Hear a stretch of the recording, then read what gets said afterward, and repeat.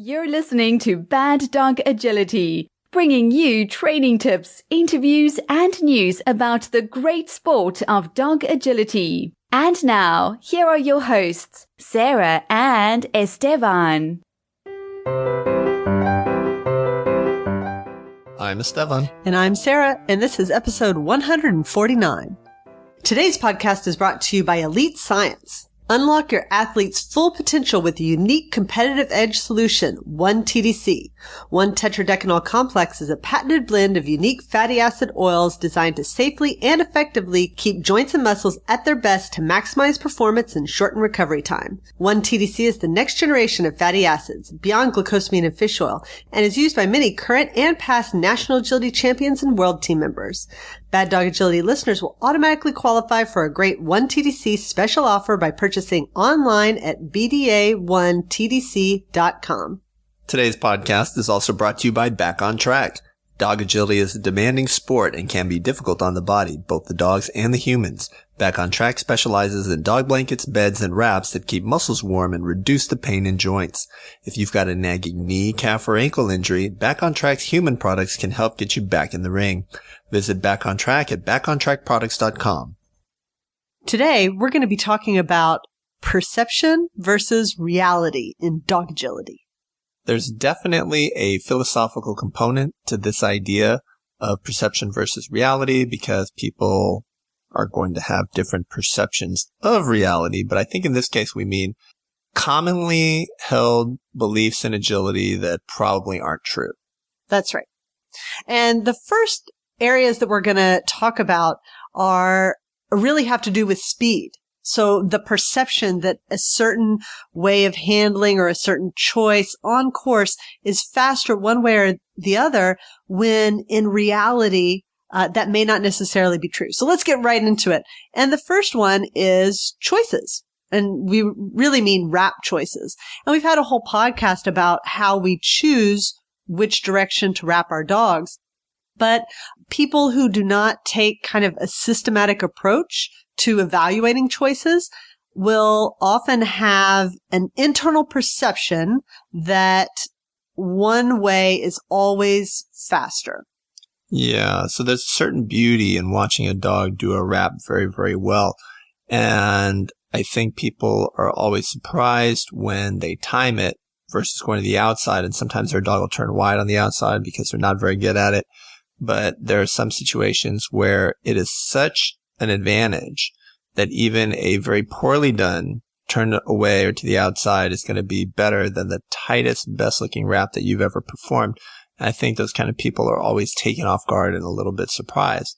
And I think this is why at the very highest level, you have a lot of analysis here, because at the biggest competitions, the world championships, events like that, so little separates the very best dogs, and the handlers who have taken the time to do sequences every which way with every handling maneuver to get a very good sense of what they can do with their dogs are going to have a tremendous competitive edge.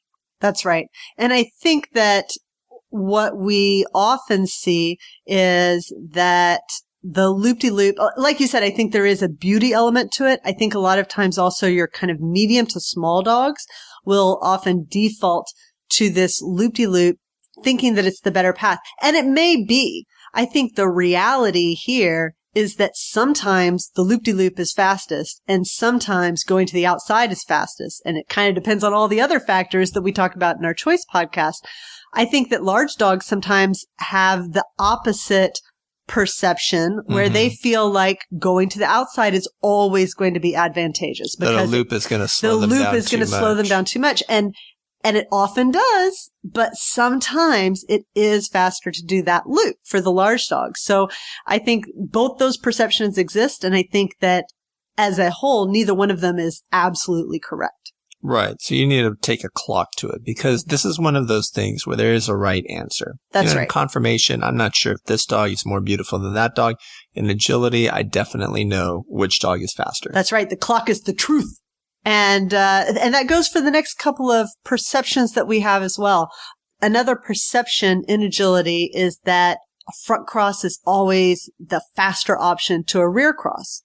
I think a lot of people feel this way, feel like being in front of their dog gets a faster performance. And here I think, again, the reality in most cases is, for everything in life, is it depends.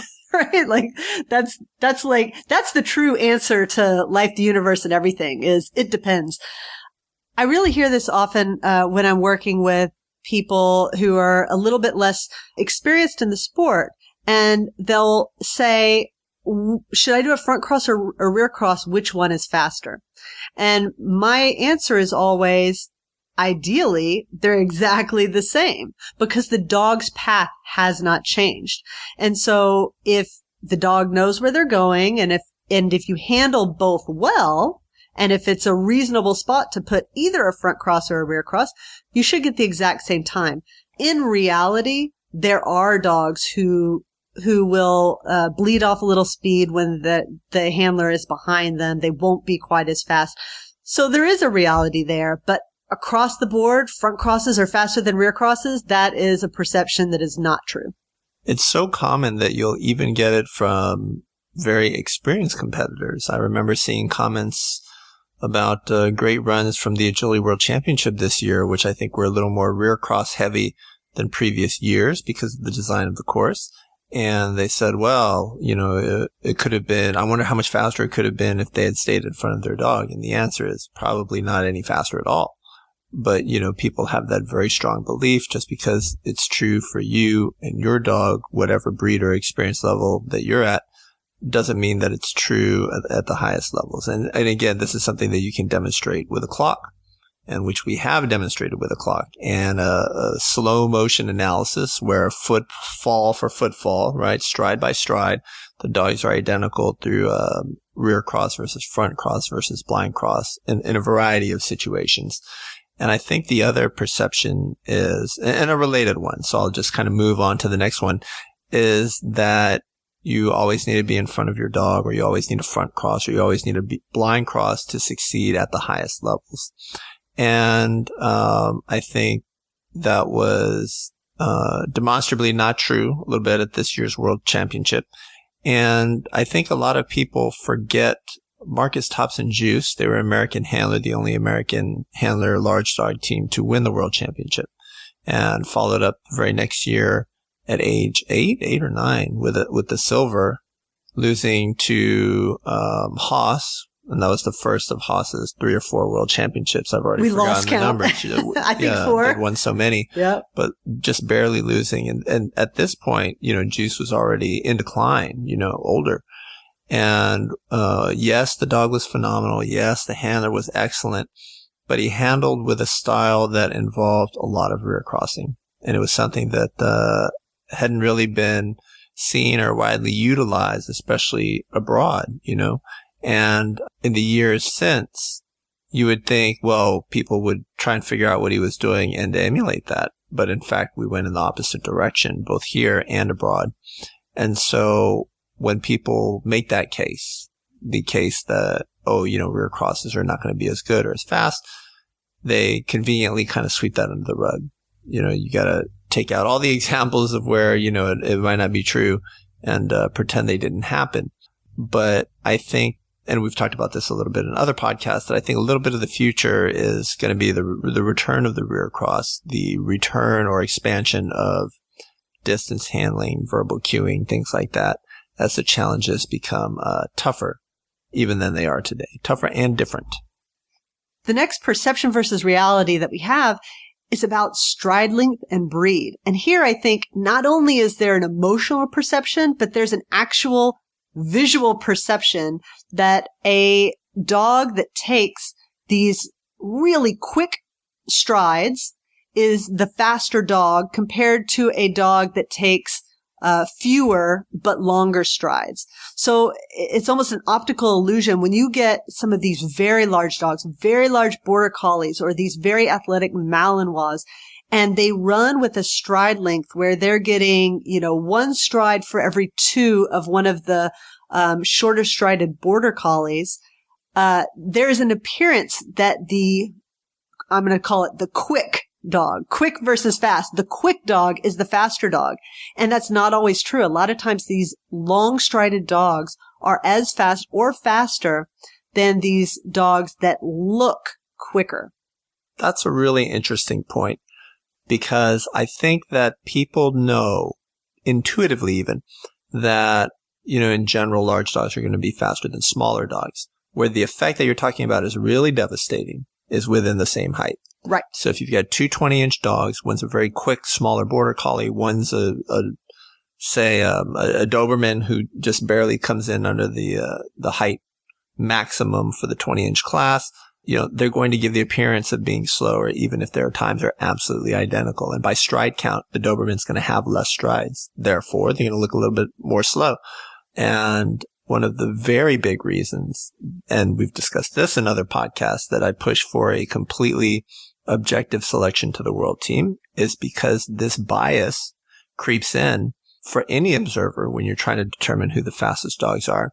And I think this is where non-border collies, this is where larger border collies, this is where maybe hairier dogs, there's all kinds of dogs, male dogs perhaps, are going to be disadvantaged in a subjective process. And because again, they don't look as fast. The eye fast. test. Right. And so someone will say, well, I don't need to see the times. I just know from watching. Right. I can tell just from looking. But there's a clock. You get these dogs on the same course. You get them on enough of the same courses, and you have a very good idea of how their speeds compare to each other. And, in my view, the clock is the master of agility. And so this is one of those areas. And we were in the fairly unique situation of having a 16-inch border collie, but internationally she measured 26, right? She's just over the cutoff. So she's, a 16 and 7/8 dog that would jump 26 internationally. Border collie, very quick, very light on her feet, very small strides. Running her at the same time and on the same courses as our Rottweiler, who obviously had a very large stride and ran like a very big dog. That's right. Very briefly, they both jumped 26 inches. Right, at the same time. And so you would have them on the same courses. And not only that, you have all of your practice at home where you're running both dogs on similar things at the same height. And so who looked faster? Virtually 100% of the time. Right. So the border collie looks faster. And it was only for a very brief period at the very end of the Rottweiler's career did the border collie's times actually surpass the Rottweilers. That's right. But it was something that we were hyper aware of because people have a tendency to be more aware of what it is that they're running. And in this case, we were running both. So we were not a person who was just seeing the large dog side of things and not a person that was just seeing the small dog side of things. We were kind of getting both at the same time. But that Rottweiler is really, Sammy was really the dog that, made us so hyper aware of the differences in stride and how it looks, on course. And that was kind of the beginning, I think, too, of video analysis, and especially of like overlays and side by sides, previous to that, you could look at the times, but the times, if one dog had a wide turn and the other dog didn't, it's kind of easy to explain away differences in time by differences in performance, right? Versus differences in speed. Mm-hmm. Because a dog that takes a wide turn is running more yardage. So they may actually be the quote faster dog, even if they don't have the faster time. But when you put it side by side, or when you do an overlay where you can kind of see through sections of the course where there are no mistakes and you see the differences in turning or straightaways, that's when you can really see these differences in stride length.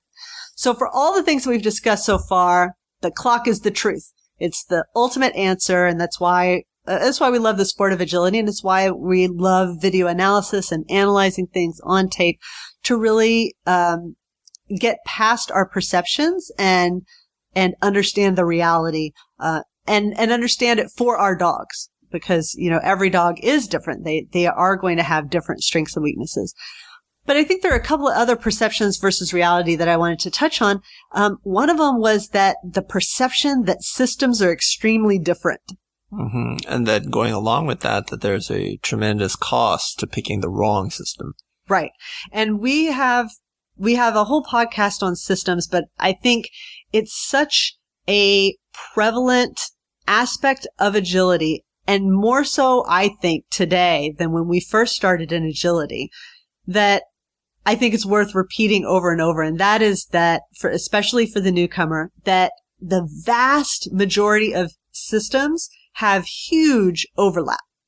I mean, huge. The vast majority of agility is the same between systems, and you're really tinkering on the edge of what's different. And I think that the people who are teaching systems, and even the people that are running systems, they get hyper-focused on the differences and thinking that they're so different or, so incompatible. Mm-hmm. But so much of agility is the same. Now, I do think that there are very real differences where pieces of systems are incompatible with each other.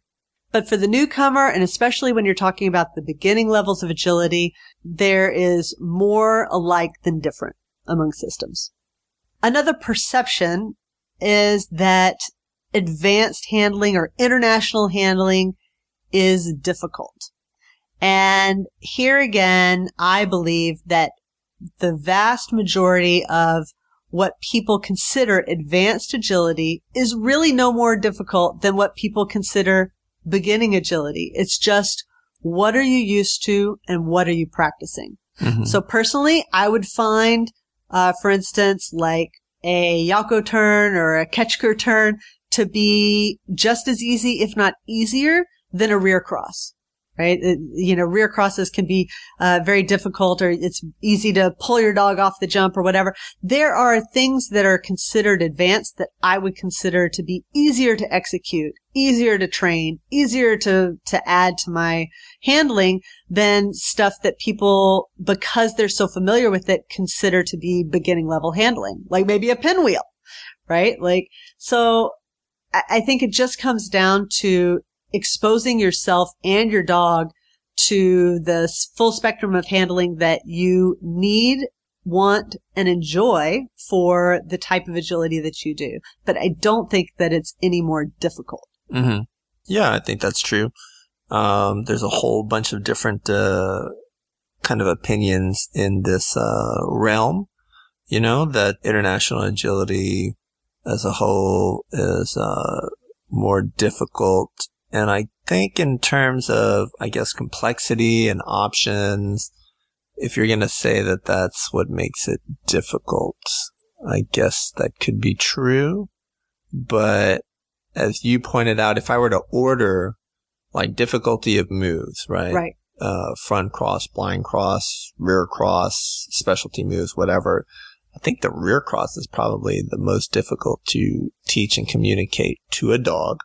And it's because you're behind the dog and it requires the dog to move away from you in order to do something and then quickly reestablish a connection. Right? So the reason that a lot of these international moves seem difficult to us are because we take our eyes off the dog and then we have to reconnect with the dog. Right? We got to go and find our dog again. And then once we find them, then we got to reorient to the course again. Right? So a lot of the work is on the handler. And when you're first starting out, it's kind of a difficult thing to do. Rear crosses are nice and easy because you've always got your eye on the dog and the course is kind of in front of you, right? Everything's in front of you. You've just made it harder for the dog. But now your dog has that responsibility. Your dog has to reconnect with you. Your dog has to reorient on the course and do those two things, right? So of course it's, almost a flip side of each other there. Right. What's easier for you is harder for your dog and vice versa.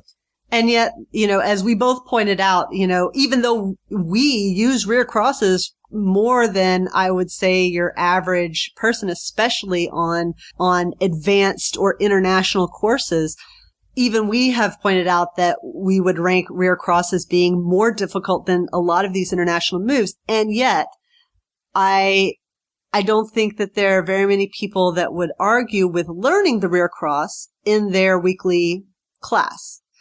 Or that they needed it. But there are plenty of people that push back on needing or learning or teaching a backside, which I would say is easier than the rear cross. So that's the kind of perception that I'm pointing out, where let's take a step back and say, are these things necessarily more difficult, or is it just that we haven't taught them yet?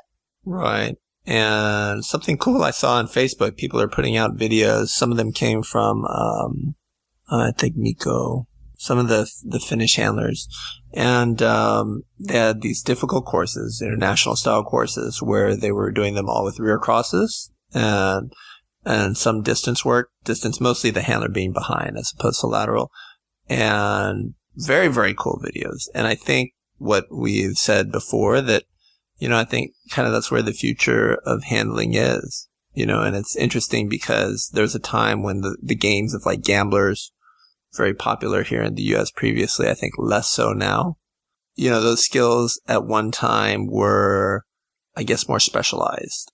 And now you're going to, I think, see them come back into the main of standard and jumpers courses. And you're going to see that, more often. So there is a recognition by top handlers around the world of the benefits. And I think the time, and it was a very brief time, it seems, of people saying, well, you know what, we're just never going to do rear crosses. We're always going to be in front of our dogs. You know what? If that's your strategy, it's going to work. Trouble. Yeah, right. yeah. It's only going to work for a very short time, and you're going to run into some judges. It's going to be a big competition, and you're just going to show up, and you're not going to know how to handle it. You're not going to have an option, and it's going to be embarrassing. So I think people are developing those skills. And again, once again, the people who are on the cutting edge of those skills, incorporating them into their work and courses, and finding judges who are going to put up those kind of courses and exposing them to that kind of course design, they're going to have a competitive edge. It's how the agility world works. But in this case, I think it could be a very, very good thing when you look at the United States as a whole, because in some ways it's a return to kind of what we've had all along. And we have a higher percentage, I think, of slightly older, less athletic handlers than abroad. And they've kind of always had to use that subset of skills in order to get around on a lot of courses. So, I look forward to seeing that over the next 2 or 3 years. Our last perception versus reality is about uncommon patterns and the perception that they're hard. And so here, I'm not necessarily talking about advanced handling or about international handling. I'm talking about the weird stuff that nobody's ever seen, and when they see it, they freak out. And I call this shock and awe on the judge's part. Every time I see a challenge where it makes you do a double take and relook at the map and look at the numbers and make sure that you are right, and then upon further reflection, you realize it's not very difficult. That's, to me, classic shock and awe. The couple of ones that come to mind are the first time I saw the Olmberg double, when that first came out. I thought, okay, I've never seen anything like that before, and that's interesting. But I wasn't sure that it was any more difficult than if the jumps were spread out more. But it had that shock and awe feel because the jumps were so much closer together than anything that you would have ever seen before. Another example of that would be at the tryouts they had. That's something that you pointed out to me. They had one where you exit a tunnel and then you go right back, you turn around and go right back into the same tunnel. It's an element that's not permitted at the World Championship. So what was it doing at our tryouts? We've had that discussion on a different podcast. Universally, I think all the competitors really dislike this element. And there's a small subset of competitors, those who don't do a lot of USDAA or show under this judge regularly, that had never done it. And I was there with a relatively young dog, and she had never done it before. Ever. Not even in practice, right? To exit a tunnel and then go right back into the same tunnel. So that's something where there's a lot of, I guess, shock and awe. Right. But in terms of perception versus reality. But she ran it just fine. She ran it just fine. And I don't think I saw a single dog fault that one piece of the course. But that is the piece. There were a lot of mistakes there. And well, not great a turns, mistake. Right. It wasn't the killer that everybody thought it was going to be. The killer was in other parts of the course. Right. And so, to me, that is a classic because you aren't prepared for it. there's a lot of emphasis placed on it by the competitors as they're looking at the map, as they're walking the course, trying to figure it out.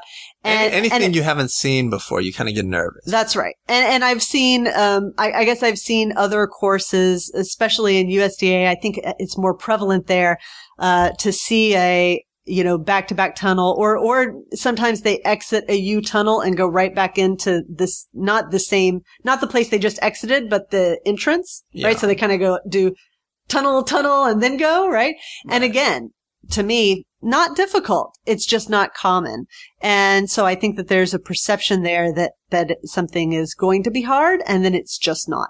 To me, this also proves the value of, there is a confidence building value to practice.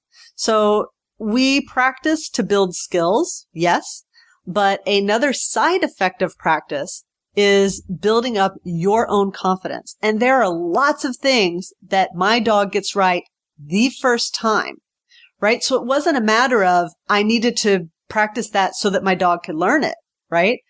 The practice was there to give me a comfort level so that when I see it next time, I know that I can do it.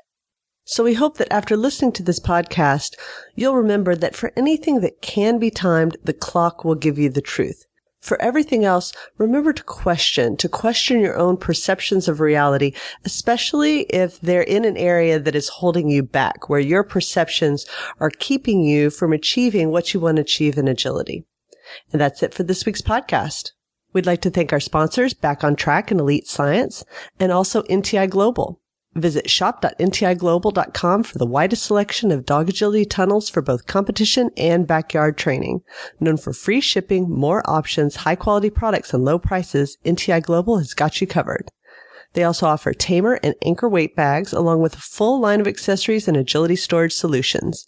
Need your agility gear in a hurry? Don't forget to check the in-stock selection. Visit shop.ntiglobal.com and use promo code NTI Agility 5 for 5% off savings today. Happy training!